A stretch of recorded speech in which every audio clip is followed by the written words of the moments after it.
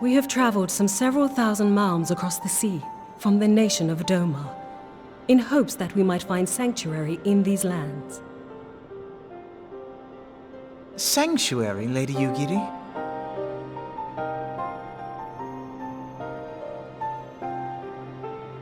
Aye. Lying within Othard, Doma was under the dominion of the Garlean Empire, as I'm sure you are aware. When the War of Succession broke out in Garlemald, we espied an opportunity to free ourselves from the yoke of imperial oppression and took up arms. Only to be crushed. And so I gathered what few Domans escaped the reckoning and guided them hither to your shores. A war of succession? Then the Emperor... Forgive me. You said that Doma was under Imperial rule, did you not? Doma is gone. Razed to the ground as an example to the other provinces. 12 have mercy. And your people? On a ship anchored in Vesper Bay, flying borrowed colors. Many were complicit in the rebellion, or akin to those who were. They will not come ashore until I send word that it is safe to do so. I sought an audience with your rulers, but was summarily refused. The lords of Ul'dah are not wont to entertain foreign refugees without suitable encouragement. Mayhap I was foolish to expect otherwise, but our supplies run low and we have young ones in urgent need of care. I have seen the tents outside the gates, however. We are not the first to seek asylum, nor will we be the last. Be that as it may, Ul'dah is no friend to Garlemald. Your tale would stir the hearts of many men and women here. The Sultana and the Syndicate will not be so easily swayed, but I shall see that you are granted an opportunity to plead your case. This is within your power? Well, far be it from me to boast, but I do have the ear of certain influential individuals. I am in your debt.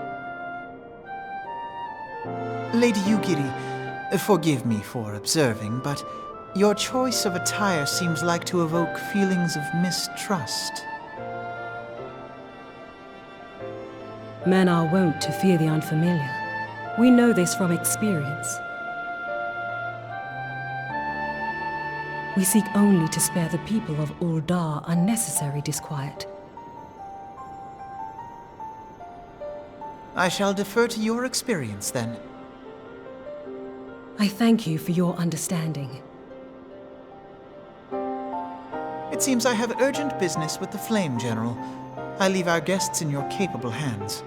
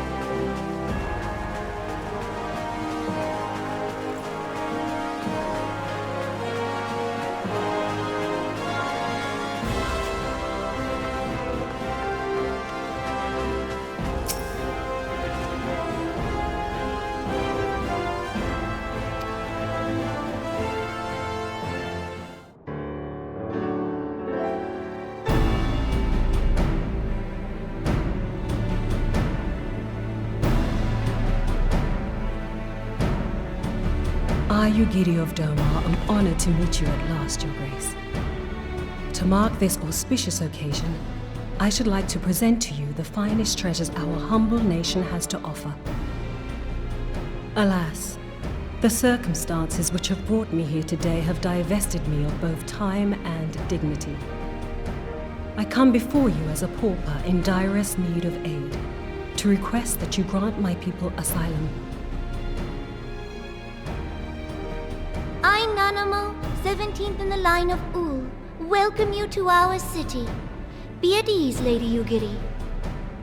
Although I myself have heard the tale of your misfortune, I would ask that you recount it once more for the benefit of the others here present.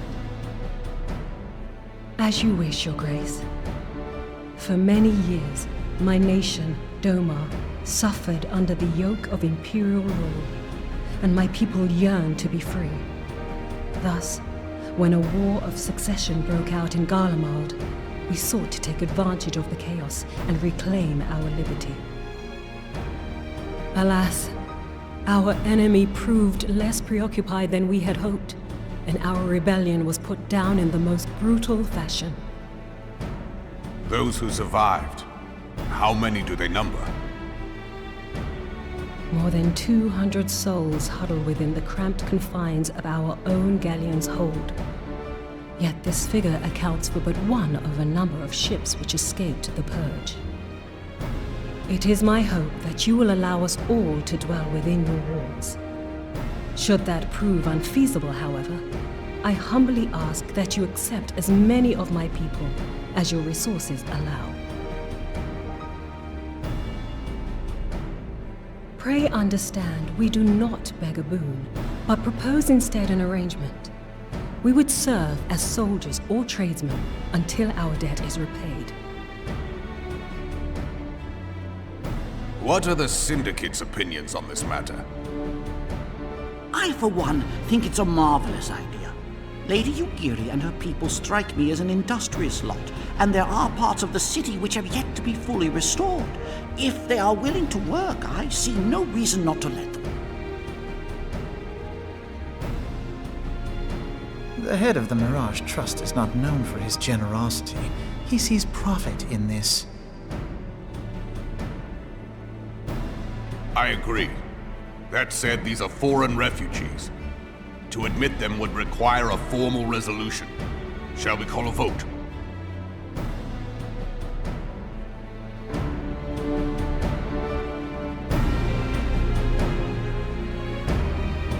The law is the law. Lord Lolorito? Tell me, are you blind or willfully ignorant? Even now, our streets are choked with the displaced victims of the Calamity and Alamigan refugees. They live hand to mouth, subsisting on aid provided by the immortal flames, the cost of which grows ever higher. The wealth of Ul'dah is not without limits, my friends. And need I remind you that these refugees are prone to violence and criminal activity? You have all read the reports, I think. Without homes or employment, it is only a matter of time before men grow desperate and take that which they imagine has been unjustly denied them. Yet, knowing this, you would have us swell their ranks. Mayhap you think the brass blades and the flames are not hard-pressed enough? Some say the chairman of the East Aldenard Trading Company passes Gil thrice daily. This may explain how he came to be the wealthiest man in Ul'dah. Or it may simply be that he's ruthless beyond reckoning. Surely the Sultanate can support the few hundred domins Lady Yugiri represents. That our resources have been taxed, I do not deny. But we are hardly in danger of financial collapse. I move that an exception be made. An exception, Your Grace? I am suddenly reminded of a similar debate some years ago regarding a number of Alamigan refugees, if memory serves. What were your words that day? Yes. The law is the law, and so our visitors remained in Little Alamigo. Mayhap our wise and benevolent Sultana would be so good as to enlighten us as to which other of our laws should not be upheld. Mind your tongue, Lolorito. My lord, I share your concern for the welfare of our great nation, but we must endeavor to take a longer view. You know as well as I that people can be a resource still more precious than gil. Precious or not, they were never yet so reliable. And unlike those who frequent your establishment, I have no desire to gamble with my future. Uldar's greatest asset is, and has ever been, her material wealth. We risk this at our peril. One need only look to Teleji Adeleji's example for evidence of the danger in allowing sentiment to dictate policy. How far the vaunted Mirage have fallen, both in repute and profitability, since he began employing refugees. How I choose to conduct my affairs is not your concern, my lord. A proposal has been tabled. Given its urgency, I move we forego further debate and call a vote. To accept the Doman refugees or not. Those in favor, I bid you remain. Those opposed, I bid you leave.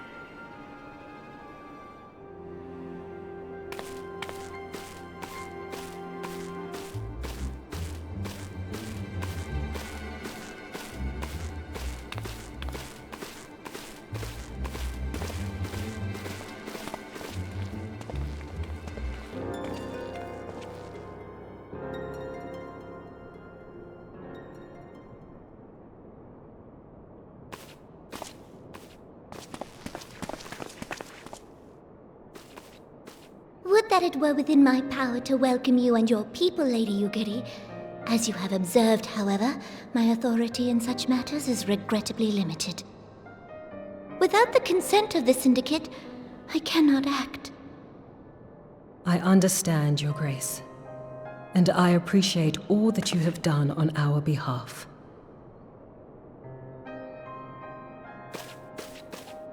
The nerve of the man! If that bastard had not forsaken the eastern trade route, Little Alamigo would now be thriving. Oh, that you should have traveled so far under such dire circumstances, only to be refused in this manner is utterly unconscionable. Pray, accept my sincerest apologies.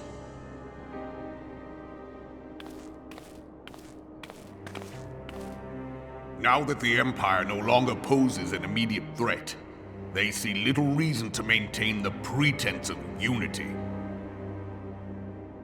The Monitorists have grown especially defiant of late. Lord Lolorito most of all. But this is neither the time nor place for that discussion.